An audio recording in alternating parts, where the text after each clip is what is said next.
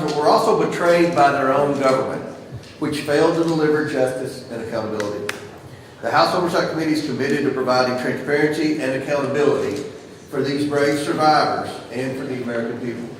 Over the past 6 weeks, the Oversight Committee has worked tirelessly to obtain documents and testimony related to Epstein and Maxwell. We have subpoenaed Maxwell for a deposition.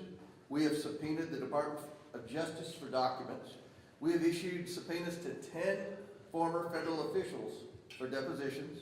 We have requested documents from the Epstein estate, and we have secured a transcribed interview with former Labor Secretary Alex Acosta.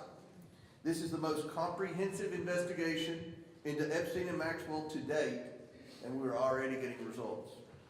We have already deposed former Attorney General Bill Barr. The DOJ has produced nearly 34,000 pages of documents with more to come. These documents are now accessible on our website. We put every single document on the website. The Epstein estate will begin producing documents on September 8th. The committee is operating at an unprecedented pace and doing the work the right way. What we heard yesterday from the survivors is that they support these efforts and they support the pursuit of transparency and accountability. We will continue working tirelessly for these survivors and for the American people.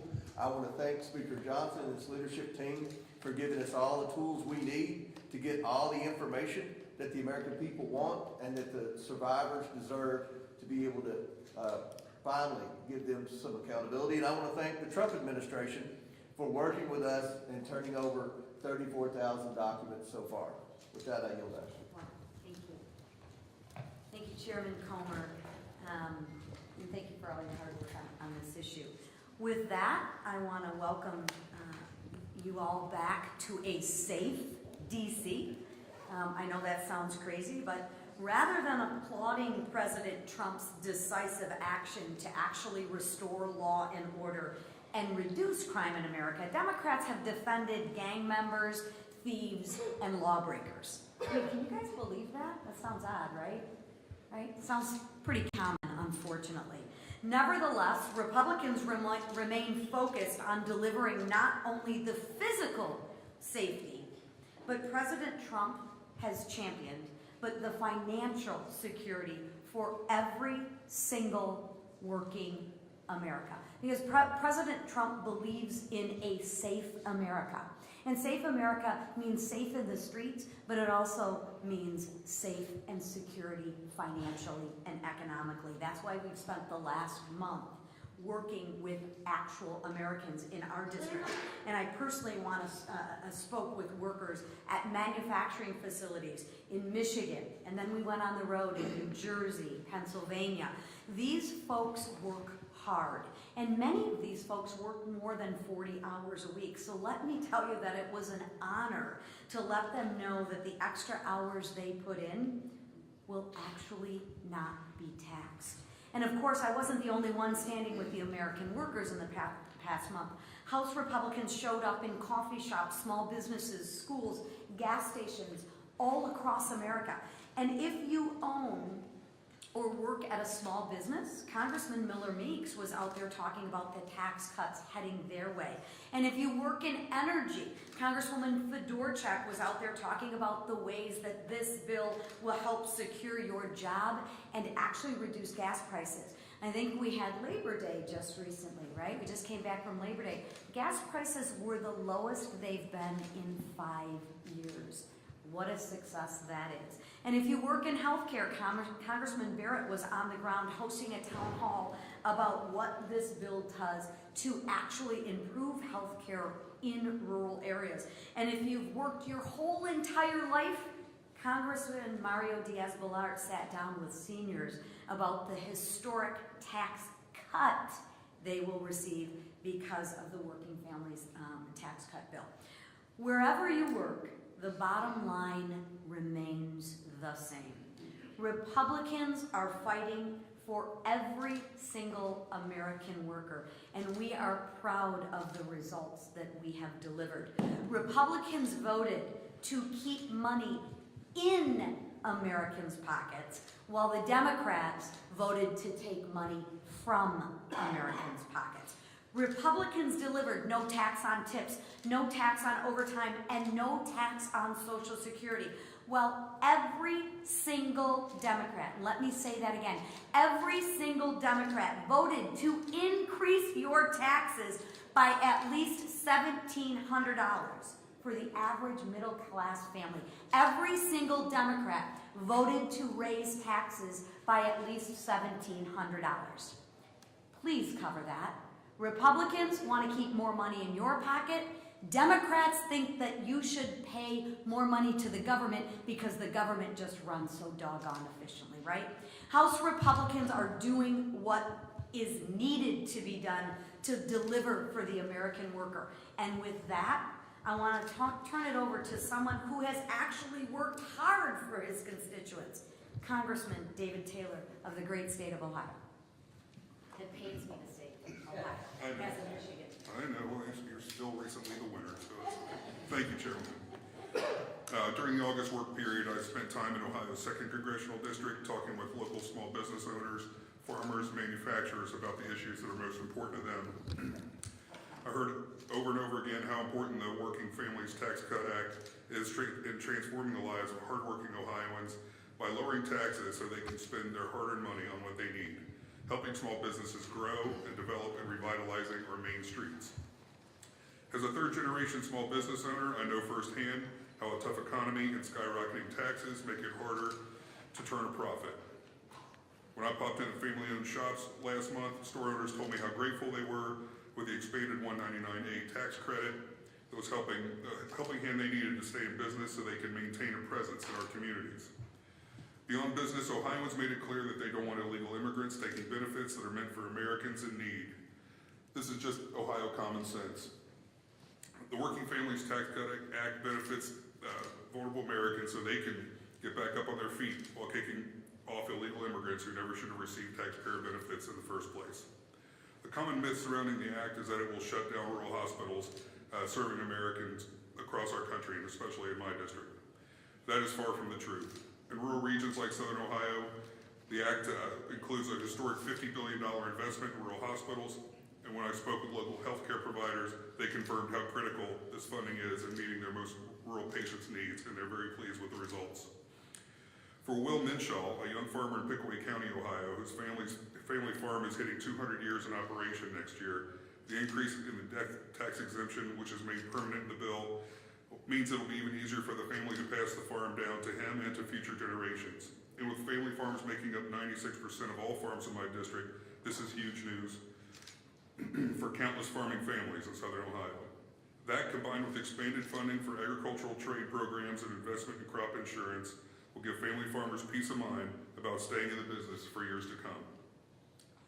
I was also proud to see provisions of my USA Car Act, which co-sponsored with Senator Marino, included in the act. It will create a deduction of interest on the purchase of American-made cars on your car loan. That'll create thousands of jobs across our nation, all while securing our nation's supply chains and invigorating our economy. The Working Families Tax Cut Act is paving the way for economic prosperity for hardworking Americans, and Ohio families are reaping the benefits. I was proud to support it and will continue advocating for the needs of Buckeye families in Congress. Thank you all for being here, and now I'd like to introduce Tom Click, CEO of an aluminum manufacturer, Patriot Industries in Louisa, Virginia. I knew I was going to do that. I got a friend named Louisa. Louisa, Virginia. Tom co-founded this business with his wife, Sarah, and will share a little bit about how the act benefits his employees.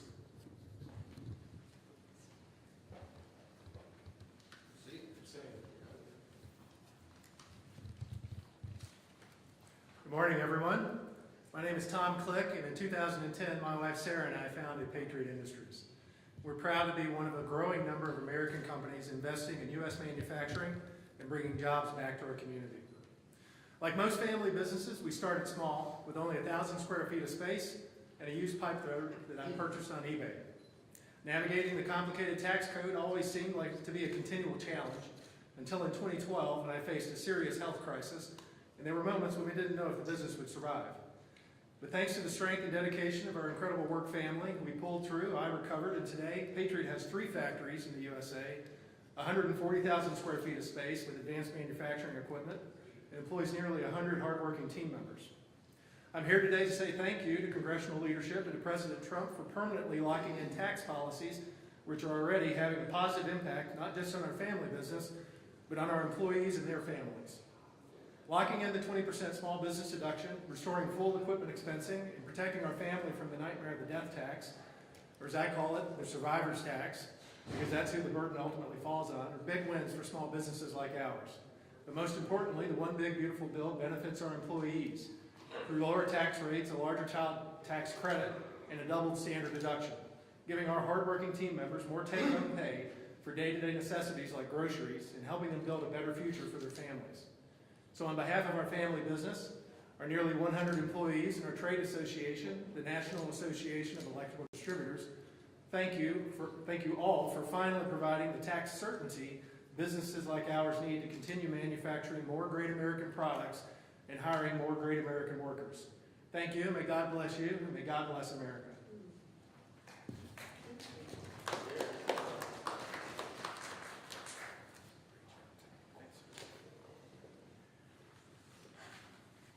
Last week, 2 innocent lives were taken at Annunciation Catholic School in Minneapolis.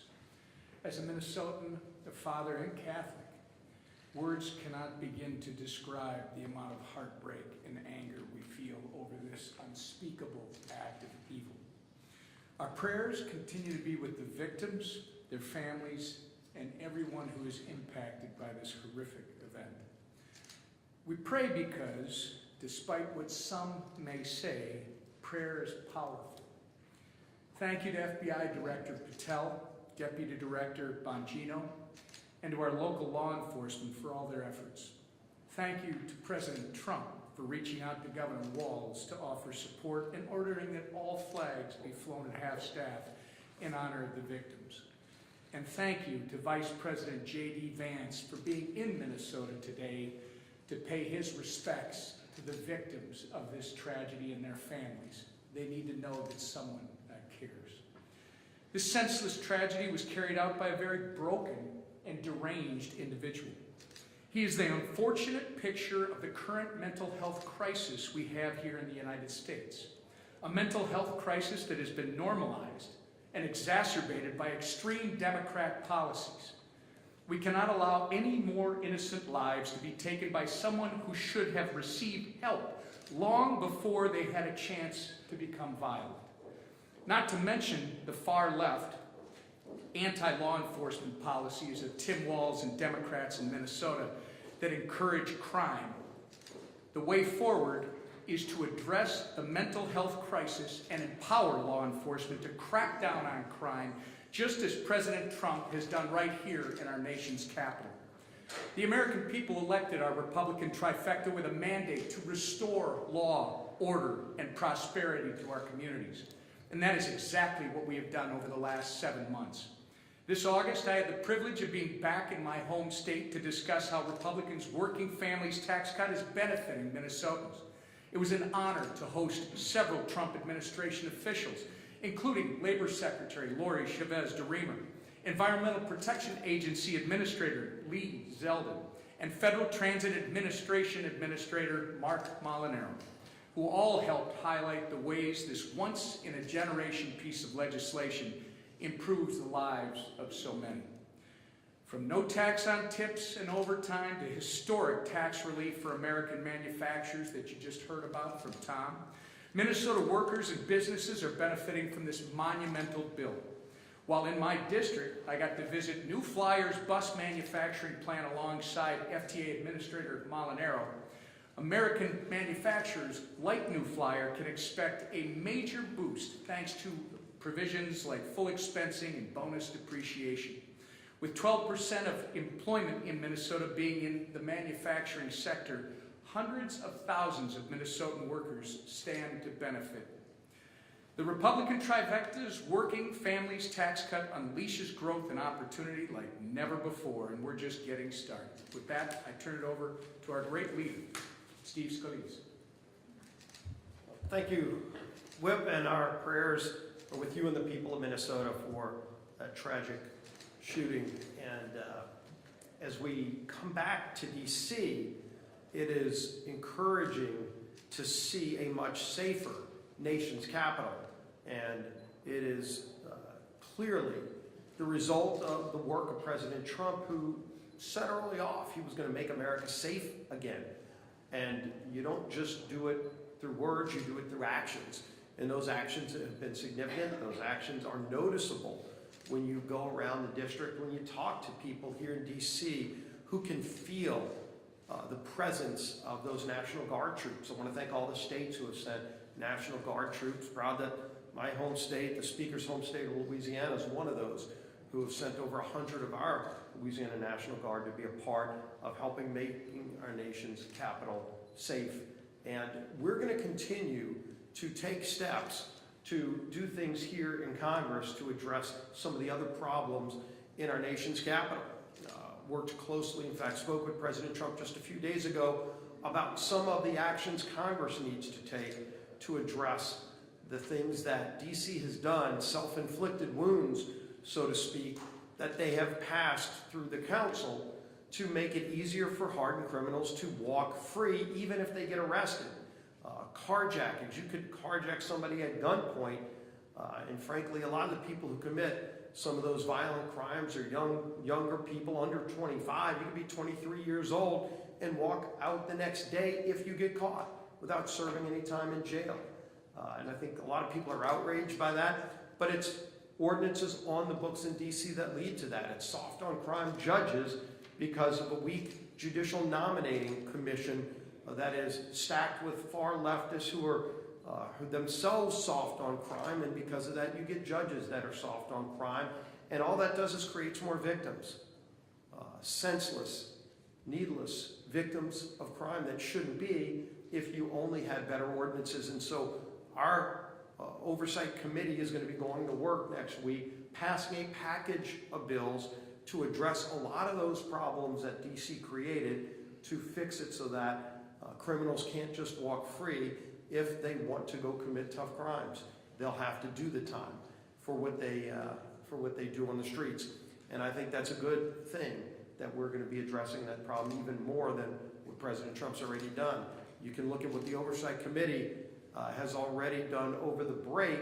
While a lot of people were home, a lot of Oversight Committee members were here getting that testimony that Chairman Comer talked about from those victims of the horrors of Epstein. And we're going to continue through the rule today, have a vote to force a lot of that information to be made public, to support the subpoenas that the committee's doing, to go even further than others want to go at getting that information out to the public, including going after the estate of Jeffrey Epstein, something others have refused to do. So we're not done, but it's going to be an important vote today on the House floor to show our support there. And then, of course, we are going to continue to talk about all the things that we passed just in these first 6 months, and obviously there's a lot more we want to do. There's a lot more we're doing just this week. Some great energy production bills, energy and water appropriations bill. Appropriators are having negotiations to try to get a resolution on the proper funding of government. All of that is still going on, but it's important when you go around the country and hear stories like we heard today of people that are now starting to make more investment in America because we stabilized the tax code. We prevented a massive tax increase on families all across this nation by passing the One Big Beautiful Bill.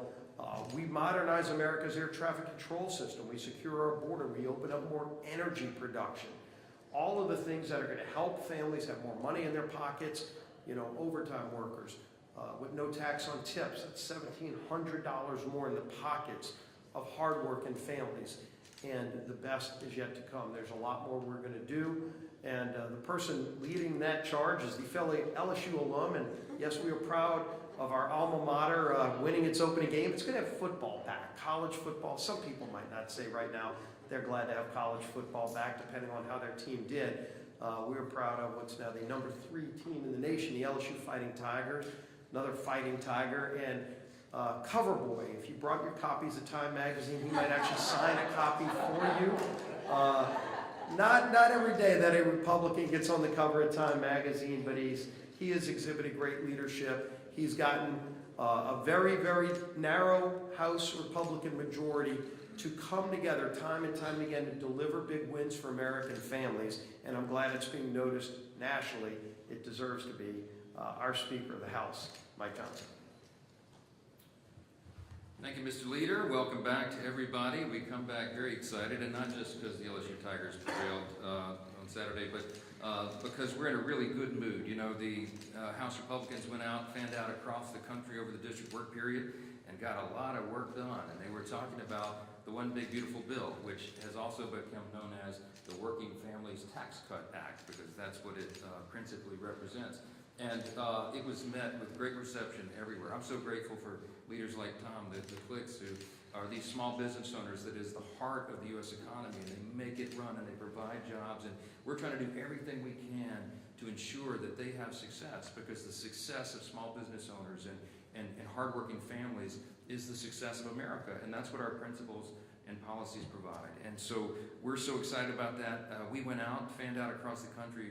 We met with business leaders just like this, with workers, farmers, families in our districts to discuss our legislation and how it's already making a positive impact in communities across the country. I spent the month traveling my own district and 12 other states, and we went quite literally coast to coast, got a great reception everywhere we went. In my district, I met with farmers who will benefit from the permanent relief from that death tax, and small business owners just like this who can now plan for the future better because of tax certainty and increases in the small business deductions.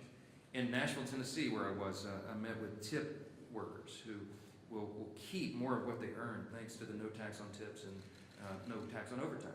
And they were overjoyed by that. We interviewed them and got their comments on it. I was in Idaho Falls, Idaho.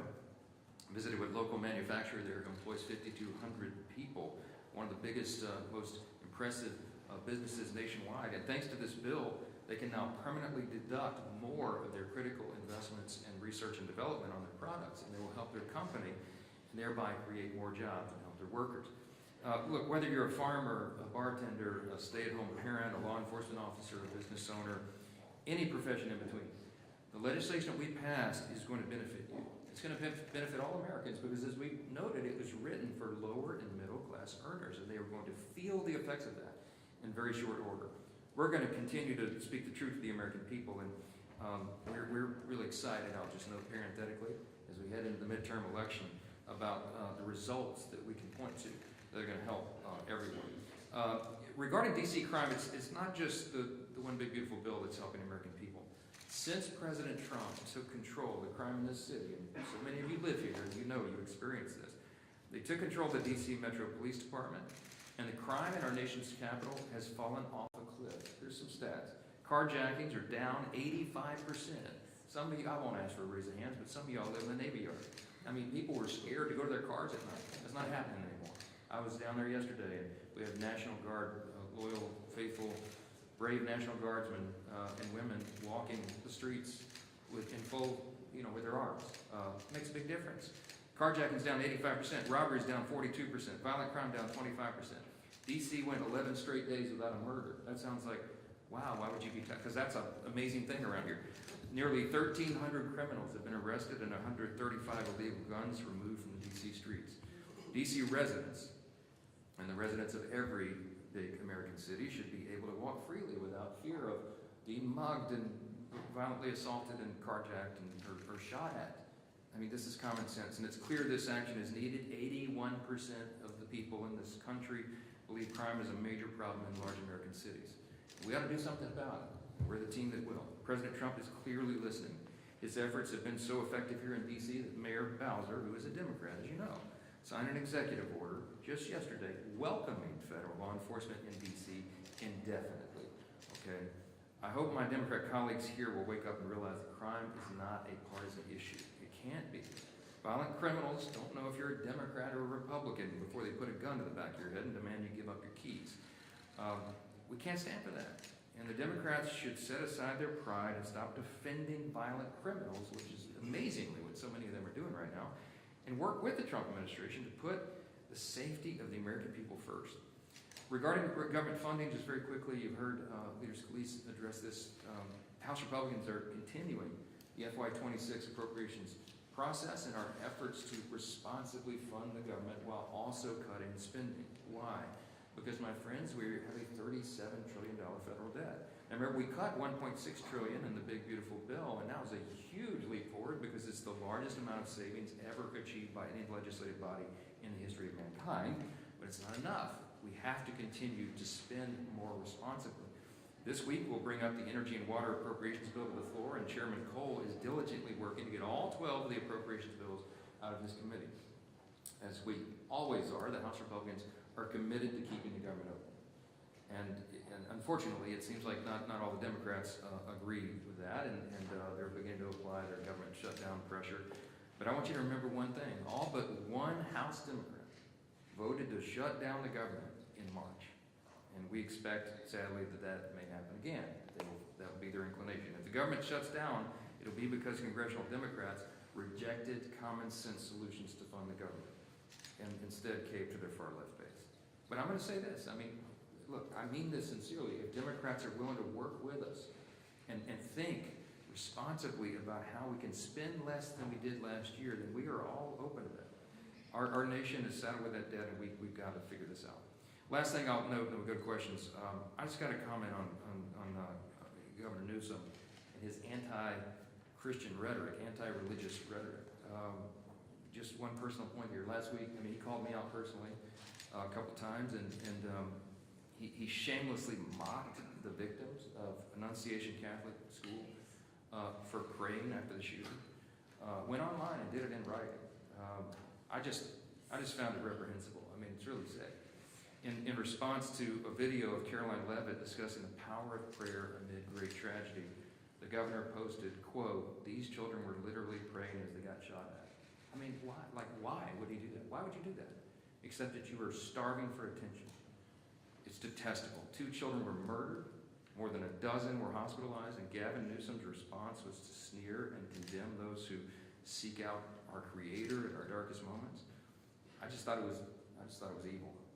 In fact, it's indicative of such a profound moral decay that really the only hope for Gavin is prayer, ironically, and we're told in Scripture to do that. As people of faith, we believe in the strength of prayer and intercession. It's foundational to who we are as believers, and by the way, who we are as Americans. It's woven into the fabric of our country, our deep Judeo-Christian heritage, and it's something that we represent. And as the leader of the state with the largest Christian population in America, I will keep Governor Newsom and also the people of California in my prayers, and I think you ought to be called out, and anybody who does that should be called out for it. With that, take a few questions. So, Melina with NTD, thank you for answering my question. So, at China's military parade today, China's Xi and Russia's Putin were heard on a hot mic discussing organ transplantation and immortality. We know that China has continuously harvested organs by unconscious prisoners of conscience. What's your initial reaction to them being heard discussing such a thing, and how you all in the House are lobbying the Senate to pass the Stop Forced Organ Harvesting Act? Yeah, I will tell you that we've heard some horrific stories of these organ transplants and all of this in China, but they take it from unwilling donors, okay, to put it mildly. And the fact that they were caught on a hot mic, the first I've heard of that, is very telling. It tells you where their worldview is in contrast to ours. Speaking of evil, we've heard of, terrible stories. I've heard terrible stories of the Uyghurs, for example, this persecuted religious minority that they're using to harvest organs from. I mean, look, I've not seen the evidence of that, but if the leaders are talking about it, it should alarm us. The United States, we're going to stand for morality and ethics, and we're going to stand against that. There's legislation, as you know, that would address it, and we might need to put that at the top of the priority list if that's what's happening. So that's news to me. Yes, sir. Hi, Speaker Johnson. Thank you for your question, for answering my question. So, Trump administration officials held a workshop today with members of your party on messaging ahead of the midterms.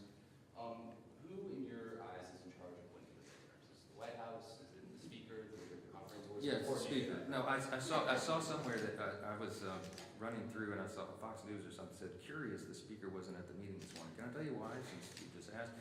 My youngest son, Will, made the starting wide receiver position at his local school here for the freshman team, and at a big practice on Saturday with the quarterbacks and wide receivers, he fell and broke his collarbone. So I had to take my son to school this morning and get him situated because he's hobbling around with a thing, and he's heartbroken because we just started the season, and I'm heartbroken as well. That's why I missed it.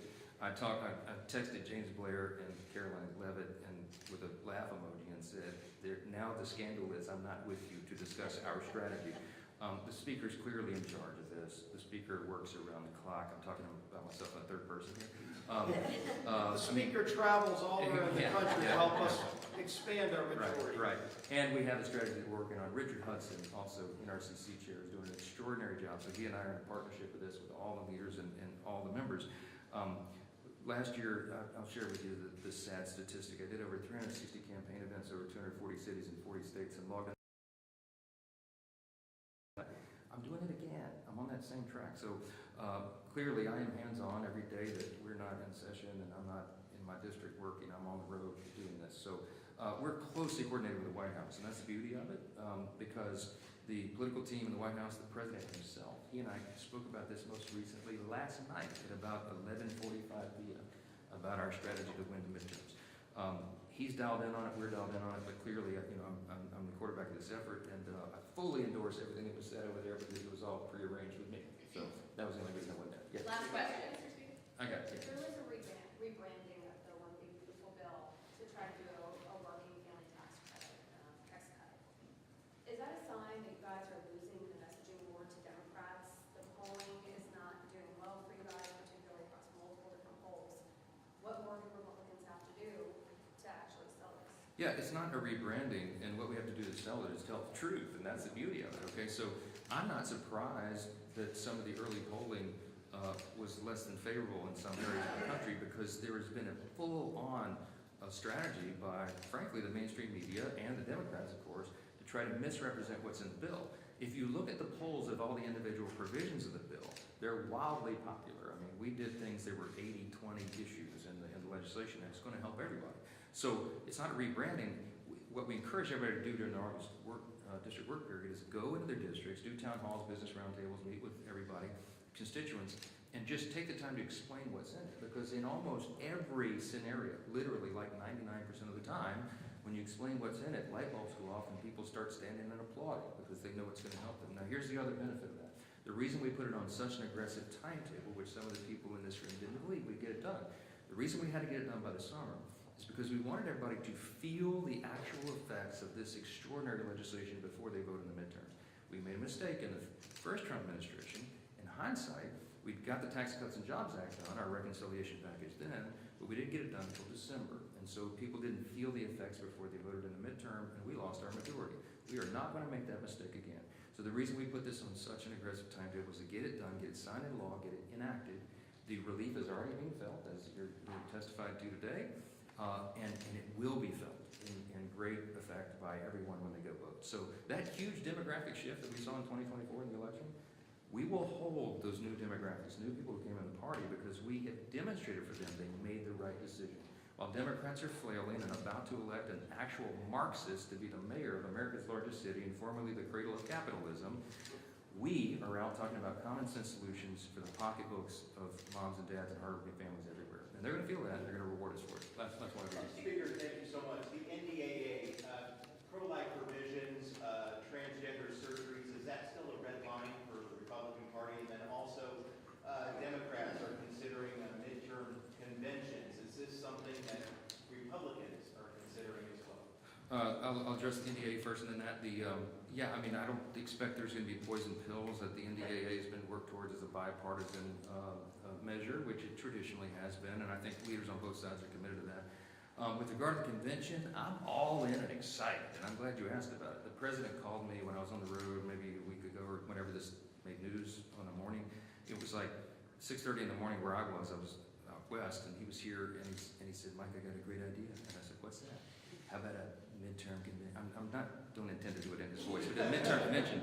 And I was like, that's genius. He said, it's never been done before. That's right, and that would be such a great rallying point for us in the fall, right before the election, to lead up to that, to the momentum that we have so much to sell and talk about and celebrate. And of course, he loves a big show.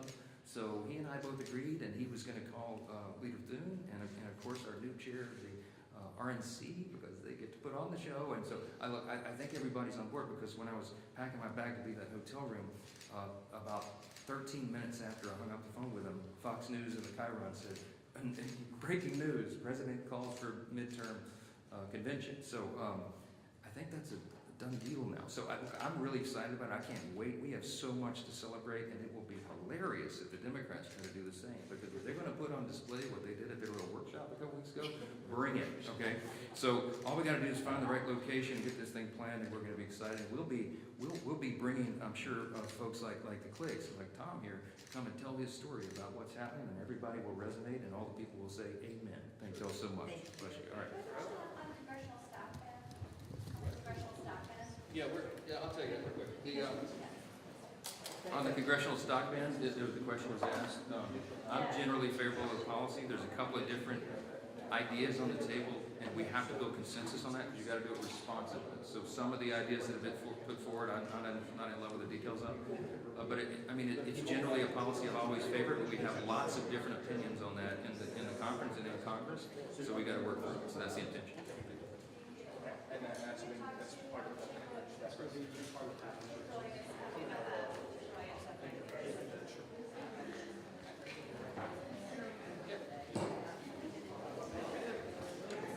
On the discharge petition, do you think that the oversight investigation and the resolution within the rule on continuing that will be enough to prevent enough people from signing? But there's stronger provisions in the resolution we're voting on tonight.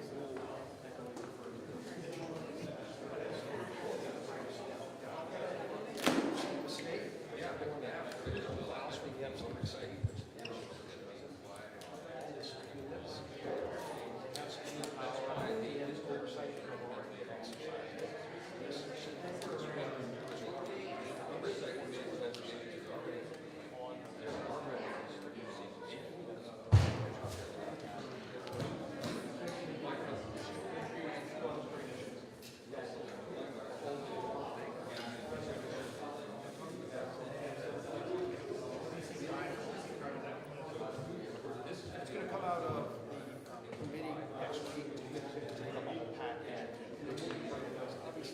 Government funding is the first priority, and go through some agreements. We have four top details